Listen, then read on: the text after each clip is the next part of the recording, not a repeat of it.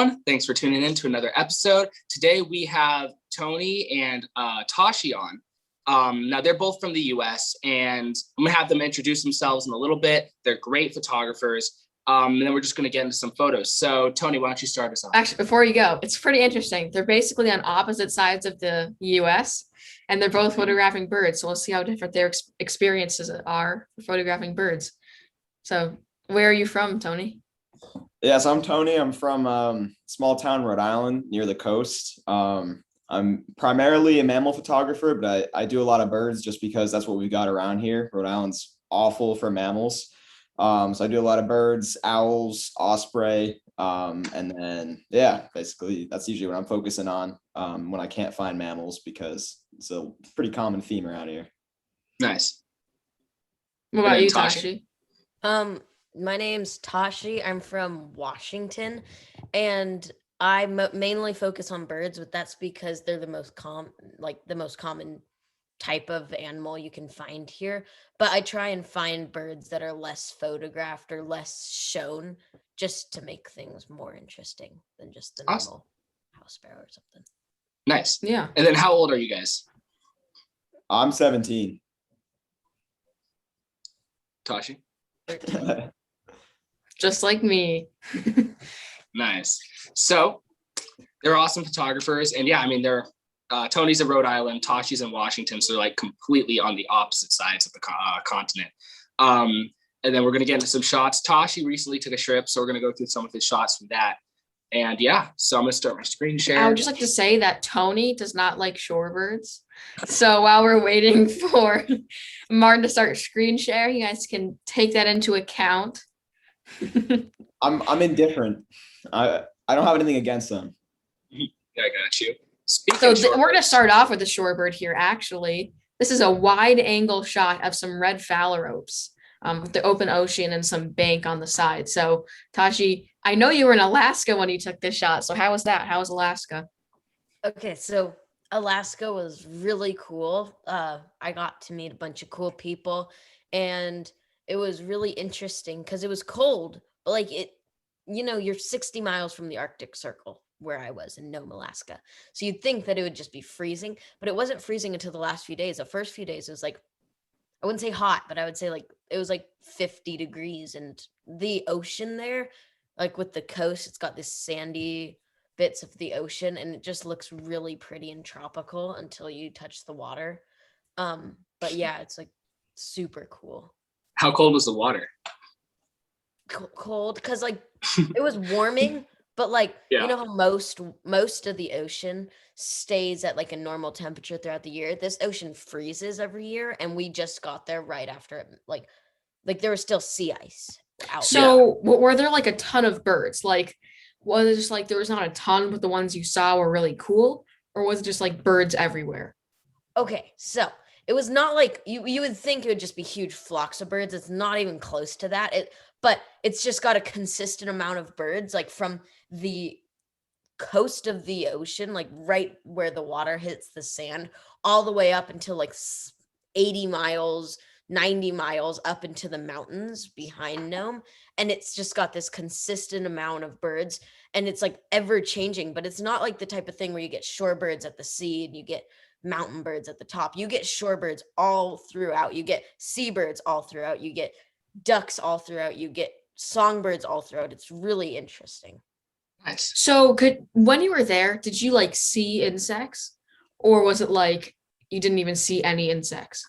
So I don't know if you can see it, but right on the front wave, right under the beak, there's tons of mosquito larvae or some type of larva that they were eating.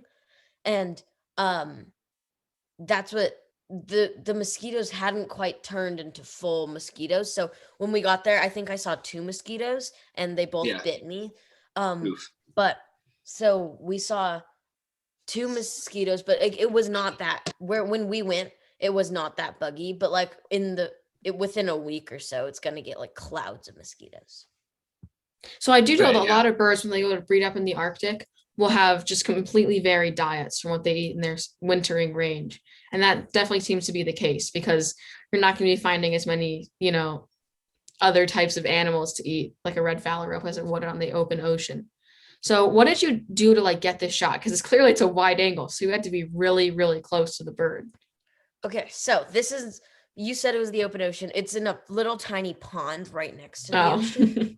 And basically, so me and my dad were driving. We just saw an eastern yellow wagtail. We met these two people who are like really good bird watchers who showed us it. And we were driving back and we just see this huge cloud of shorebirds. So my dad puts his binoculars on him and he sees that there's phalaropes, pectoral sandpipers.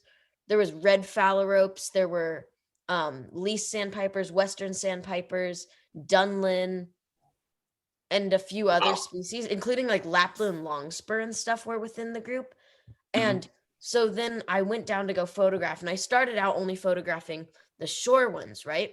And so I was maybe like 2 feet back from where this little photo was taken, like on the little coast thing.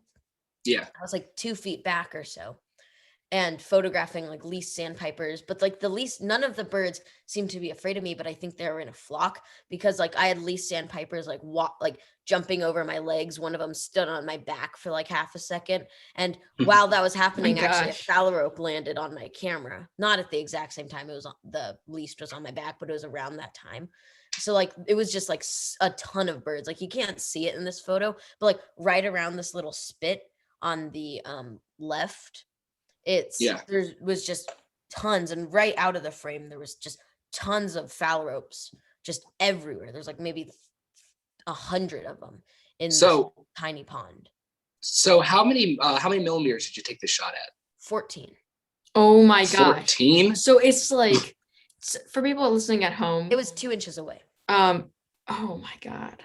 It was like right there. It was like right The bird furthest away was maybe 10 inches away. No, yeah, about 10 inches away. So it's really a small little pond. It looks like a huge thing. Yeah, it looks massive. And the birds look giant. They were very small as well. That's crazy. And they're such pretty birds too. I don't think I've seen them. They're just awesome. In breeding plumage, they're insane. Yeah. Yeah. And I actually know that right now we're looking at females, so the females are prettier than the males. Is that a female? I believe. It might not be right. I believe. Yeah, I have no idea how to tell I do. I know like the females are more pretty, but I actually thought it was a female, but then I thought maybe it was a male, but I can't tell. Maybe someone can look it up. Well, it's an insane shot. And at 14 millimeters too, that's just nuts. That's crazy. Yeah.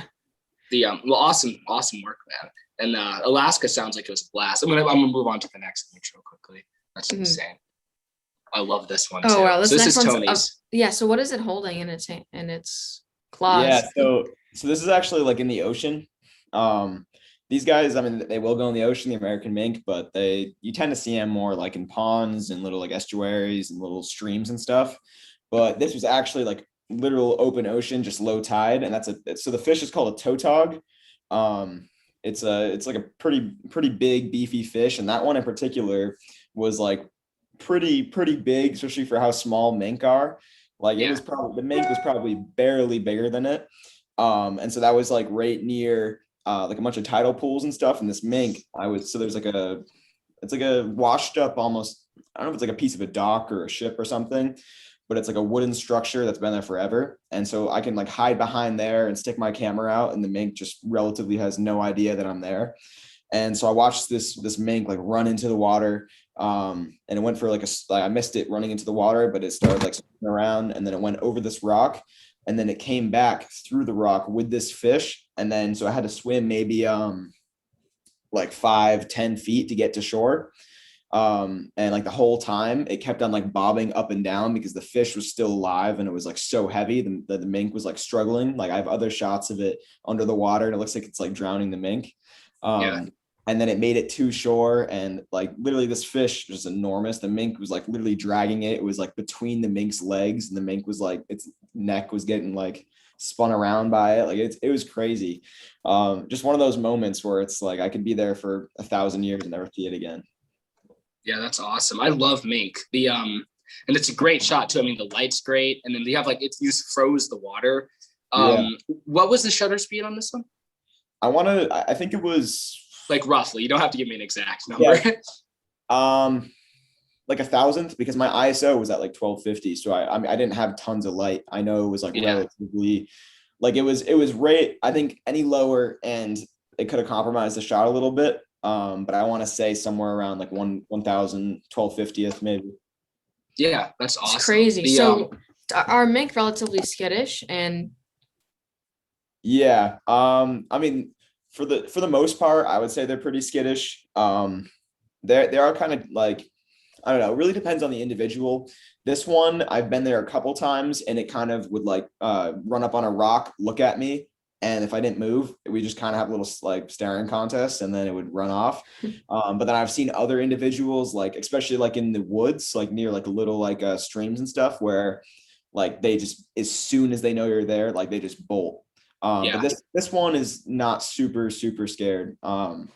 yeah, for the skittish for the mink here, whenever I see one right out of there, it's like there's no way I could ever photograph it. Yeah, Yeah. like I was saying, this one's like perfect because there's like a washed up like big wooden object. It's like 4 feet high, so I can hide behind it with my camera, and there's like little like ledges. It's perfect for eye level. So I'm able to be like completely concealed, and it's totally comfortable with that wooden structure there because I mean it's probably been there for like 15, 20 years. Mhm. So it offers like really good concealment, which makes it easier to photograph it. Like I'm not entirely sure that it knew I was there just because it was coming from the water and it had the fish. It was probably really disoriented and probably wasn't picking up on that. So I think like there's a like I mean it ran right towards me, and then kind of like didn't like bolt away, but it went towards its den, which is in like the rocks. Yeah. But yeah, Yeah, That's it's an awesome. shot. I've never really had good photo luck with mink.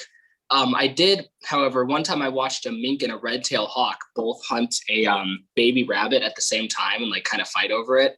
really. That was crazy. Yeah, the mink ended up winning too. But Oh wow. yeah, there was like it was like a gravel parking lot, and there was like a line of like the grass led right up to the parking lot. And I saw this. The hawk was watching from the rooftop, like a chimney, and the rabbit would run out and run back into the grass, and then the mink would run out and run the other way into the grass. And then they both kept popping out, and then the rabbit came out and started running down the parking lot on the grass, like the edge of the grass. And the hawk came down and dive bombed it, and the rabbit dodged the hawk, and then the mink came out of the grass and just tackled the rabbit, which is crazy. I didn't get any great shots, unfortunately. If I was able to get eye level, I mean, even then the background would have been terrible because they were right against the grass. But I mean, it was still fun. And then I love mustelids, but I don't have great luck with them, you know? Yeah, I mean, minks are like incredible like hunters or predators, but this is really the only mustelid I've had any luck with whatsoever. Yeah. I've seen fishers around here, but they're even more rare than the minks around here. But like around here, the minks have like awful reputations because they'll go for chickens. Like they'll just kill chickens and then just kind of move on. But this one's in a preserve near the ocean, so I wouldn't be surprised if he's been there for a few years. I've seen him 2 years in a row. I don't really know what their lifespan is, but I'm guessing he's at least, or he or she's at least at breeding age. Yeah, cool. Sorry. I'll look it up. The mustelid I've had the best luck with is actually short-tailed weasels. It was at the same spot where I got the mink, but I got it 2 years in a row, one day apart from being exactly a year apart. It was one day off. I'd have got it on the same pipe and everything. It sat in the exact same spot, almost a year apart, exactly, just a tad off. But so, I'm sorry. Mink they live 10 to 12 years. Really? Oh, wow. That's a good lifespan. Yeah. Yeah, that's awesome. So I love the shot, dude. It's crazy. I love the subject too. The subject is amazing. Yeah. I'm gonna move on to the next ones. Yeah. That's awesome. Oh, this is great too. So this next one is the tundra of Alaska, a Pacific golden plover in breeding plumage, and then it's just snowing. It's an awesome shot, Tashi. So again, is this one like how close were you to this Pacific golden plover, and was it skittish like the other ones? Well, unlike the other ones. This is, as you can see, it's cropped this way. It's not cropped that way at all, though. And it was at 500 millimeters with a full frame camera. So it was pretty close, but not terribly close. That's why I had to do a small in frame. But when I saw the bird, I saw it sitting up it was like pouring down snow, and like I could barely even feel my fingers anymore. Like I could feel Like it was just everything was numb. But Sounds like Ohio in the winter. but I wanted to get this photo. So I just sat there and so there's a bunch of like these little puffball grasses. I have no idea what they're called, but they're everywhere in Alaska, or at least in Nome, like all over the tundra. And these birds, which are like these random mountain birds, are also everywhere in Nome, Alaska. So and then since it was snowing, it just added mood, and I just thought it looked really cool. Oh yeah. About like you're feeling not feeling, feel your fingers. There's some guy from Florida, and I was talking to him, and he said, I woke up one day and it was like really heavy frost. He's like, everything had these crystals on it. It was crazy. And I just told him, yeah, I woke up the other day and there was 22 inches of snow. Yeah. Yeah, this is a great shot. Also, I really love the pose because you can really see that black belly. Yeah. The bird is insane. And then the snow is awesome too. In the foreground, it's like, there's not a lot, like there's nothing distracting you from the bird, and the bird, like the black belly also just makes it really stand out. Yeah, you rarely get to see like golden plovers in their breeding plumage. Normally they're all just like these little tiny yellowish shorebirds. I love how like the snow kind of falls off right into like the puff flowers. Like it's like so like it's so congruent, and then it's sort of like one moment it's snow and then you're not sure, and then it's definitely a puff flower. That's pretty cool how it's set up. Yeah. All right, so we'll go on to the next shot. Yeah, I love this shot though. It's awesome. That's sweet. So this next one's a great horned owl on a dead tree perch, and then some like oak trees in the background. It's great. It's looking straight down the barrel of your lens. Yeah, so for this one, a lot of times I'm not super big fan of like subjects staring right at the camera, but I feel like with an owl it kind of works, because when you think of an owl, you think of those like giant eyes and that stare. So with this one, like the owls in this area especially, you really don't see them, and they're not really comfortable around people that much. There was this pair that I found, this was like late August, early September, and I would go there quite a bit, and wasn't even going for the owls. I would just be walking through the woods, and then I would spook one or whatever it may be. I wouldn't follow it or anything, but eventually I came out to this little area, and there's a little pond, and that it's a dead tree across from the pond. And the tree is pretty much eye level with you, because where I'm standing, it's probably like a 12-foot hill from the base of the pond. And what I sort of figured out is that the only reason they kind of stayed there, I think, is maybe because there was a pond in between us, like 40 feet of water. So it was comfortable enough to be there. But it's the only time I've ever found owls that are like actually okay with my presence. Like they were hunting around me. They were flying around, and then actually like right before this, there was a drone that flew overhead, and I was worried that it was going to flush the owl, because it was just staring straight at it. Like it was terrified by the drone. The drone wasn't even going for the owls, probably like 500 feet up in the air. I think they were getting a shot of the woods or something. But that kind of made the owl a little more stressed. And then I got this shot where it was looking up, and then it kind of did a full 360 looking around, stopped when it saw me, and then just kept spinning around, looking around. And then presumably its mate kind of flew in, and then I have shots of the two of them together on the tree and stuff like that. But yeah, it was pretty cool. The light was pretty flat. So I kind of went for more like a moody shot on it. Yeah. So what was the lighting like? What time of day was it? This was evening. I would say it was probably cloudy. I don't really remember. But I think it was cloudy. I usually don't go out for evening if it's cloudy. So it was probably like turned into it or whatever, because it's definitely, there's not any strong light sources here. But yeah, I'm pretty sure it was cloudy. Yeah, it's an awesome shot. Like I love it. Yeah. And the eye contact really makes it too. I mean, it's just looking right, as Alex said, just right down your lens. And the pose is good. The perch is pretty cool too. And then the background is nice. It's not really super distracting or anything. Yeah. At first, when I was sort of going through these photos, I don't know, like it was an awesome encounter. And it's one of those things where it's like the encounter was so cool, but your photos really aren't turning into what they're not really getting to the level the encounter was. Like it just, what I mean. But this one, I think the reason that it works is because the background's a little distracting. You've got like branches to the left and the background's a little distracting, but I think the eye contact is what kind of pulls you into center frame. And I think that's the reason it works. Because if I looked at other shots where it's looking up or left or right, then you kind of just got lost in the frame. But I think for this one, it worked just because you had that direct eye contact and those two giant yellow eyes. Yeah, that's awesome. I love great horns too. I had not a great season with great horns. My last 3 years have been not awesome with great horns. I shot one nest for one day. That was pretty cool. But aside from that, I didn't do a lot of work with great horns this year. But I mean, yeah, it's just, they're awesome birds, you know. But yeah, it's a great shot. We'll move on to the next one. So this is Alex's, I believe, right? Yeah. So it looks like the quality is a little bit lower on this one, but it is sharp. Basically, I went to Cape May, New Jersey, and the sun was setting. And I told my dad, you know, for sunset, I want to go try to photograph a heron rookery. So we go to the heron rookery, and literally right before we actually pull into the parking lot, it starts raining. And then it just starts full on pouring. And like we had to drive 30 minutes up north to see it.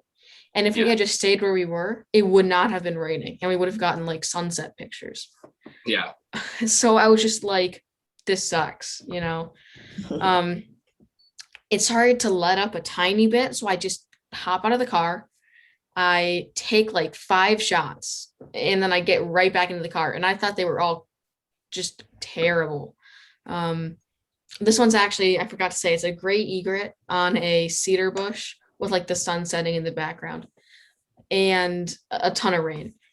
So I, you know, after I get in the car and I see my camera, I'm like, oh my God, did I just break another camera? Because it's all wet.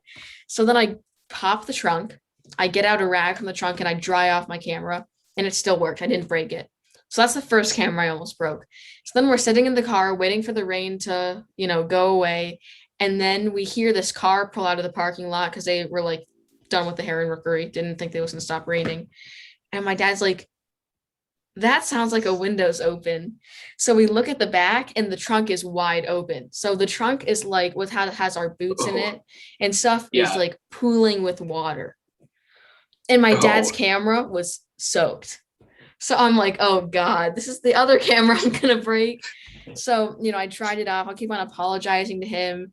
As we're going home, the sun setting with this amazing light going through the clouds on raining and then some glossy ibis in like a field with like a great background.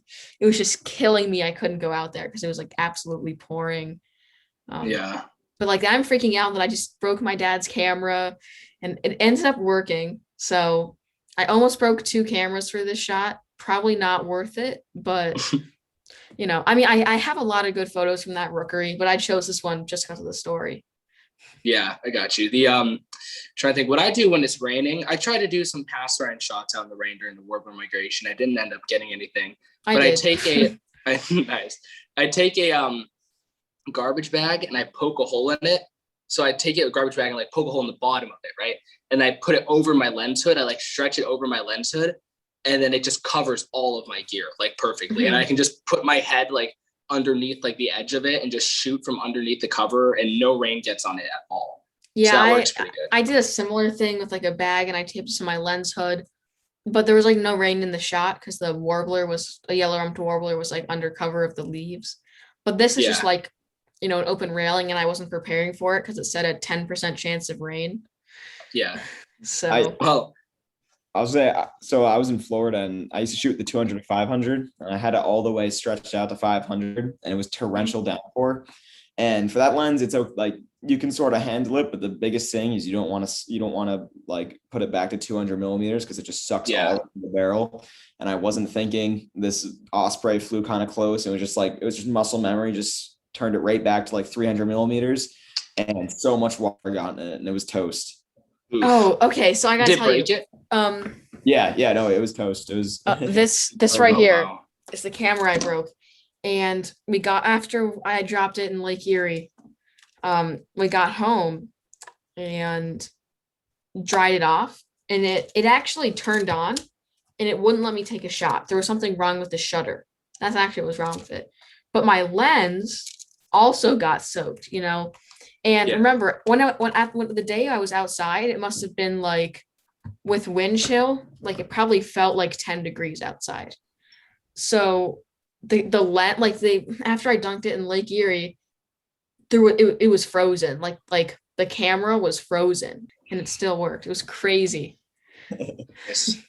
Yeah, so I mean, I love the shot. I like the light and everything, and then the bird is awesome too. Yeah, so I'm gonna move on to the next one. Yeah, I'll move on to the next one. All right. So this is this is from my dad. Oh, there you go. Oh, sorry. Yeah, it worked. Okay, you can describe it. All right, so this is a fox kit, and the background is like about the same color as the fox, and the fox is it's like a profile shot of the fox and some grass in the front. It's an awesome shot. Like he got so close to it too. Thank you. So. Yeah, this was from my den that I shot this spring. This is one of the bolder ones. This is full frame. I don't remember exactly what I was shooting at. Maybe like might have been like 300 millimeters. I don't know exactly. I don't remember. I got a lot of shots here, but this was uncropped, and he was just kind of walking around the yard, and I was really happy to get like the foreground in it and a little bit of flowers and stuff like that. So yeah, but this is one of my talk favorite. about the ghillie suit. Oh yeah. So when I was shooting these guys, and this turned out to actually be unnecessary, but I was used to fox kits being like super skittish. So what I did is I would lie down in the yard with like half of a ghillie suit over my head. So when I was like pointing at them, they couldn't see me. Well, they could see me, but it looked more like grass sort of. And what it ended up doing is instead of like camouflaging me, I used it to make them more curious. Cause I mean, they're used to like people, but like whenever I'd wear it, they'd be like, what is that? You know, walk right up to me. And I had a time where it was too dark, but I could have gotten a shot of one at like 20 millimeters because it was like right in front of me. It just walked like directly in front of me and kind of like looked at me and then ran back to the shed. So is that a shed in the background? No, that's a fence in the background. The shed was to the right of this guy. So there was 2 sheds, and then there was 5 kits. They lived under the sheds, and the mom moved them since then. I think I talked about that in the last episode, but this is in the yard. So I was lying next to this truck, and they would just walk out into the yard and like chase each other and stuff. And this one was just kind of walking around. And then he was like looking over. The house is to the left, and then he just kind of stopped, and I got a shot of him looking at me too after this. But yeah, so I don't know. I mean, these guys were just super fun to shoot. They were just a blast. Yeah, it's awesome. Yeah. Like, I mean, I've seen foxes, and they're just such hard things to shoot. Like, yeah. So it's really incredible you got such good ones. Thank you. All the touch light in the eye too. That's sweet. So yeah, what was the lighting with this? Was it like thin layer of clouds? Yeah, it was like thin clouds. The thing that was kind of interesting about it was the house would actually cover the sunset. So it was kind of like the situation where that we talked about in the last episode, where, you know, the sun goes behind the dunes for shorebirds on the East Coast, and it kind of covers everything in like nice even light. So that's what happened like a lot of times here. But this one was actually like nice, you know, light cloud covering. But yeah, so that's a lot of my lighting is like even because the sun would just go right behind the house. It wouldn't be too dark either. Mm-hmm. But yeah, so for this one, it was just light clouds. The sun was on the left side of the frame, right behind the house. And yeah. So yeah, if you guys don't know, well, I mean, our listeners, if the best light besides, of course, sunrise, sunset lighting is like that thin layer of clouds because you get soft unidirectional light. Yeah. I was just saying, I like, it depends on the subject for which one I like more. Like passerines, it's just hands down cloudy, like all the time. I mean, I'll take cloudy over, like for warblers or anything, just over golden light immediately. But shorebirds, like I just don't shoot shorebirds during cloud. Really? Personally. Yeah, no, I don't even bother. I mean, I do sometimes. See, you know, I think it's different because if I find a shorebird, I'm like, I gotta go shoot it because like they're pretty uncommon here. Unless you're like shooting yellow legs all the time. Yeah, I got you. Yeah, I don't know. Near me, I tried to just get out during like when it's golden light, or not even like a little after golden light when it's kind of reddish pink, you know. That's my ideal period. But yeah, but yeah, for foxes, I really liked, you know, the nice just cloud cover for this one. But yeah. So I think that's gonna sum it up here today for our YWPPC podcast. I'll switch over real quickly. 1 second. Okay, yeah. With our guests, Tony Morris and Tashi. How do you say your last name? Sure.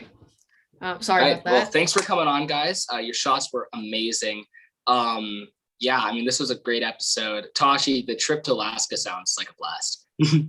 Yeah, you should do it sometime. I should. I went up in 2018, but I want to go up more north. Yeah, but I want to go more north. I want to get Pacific Loon really badly.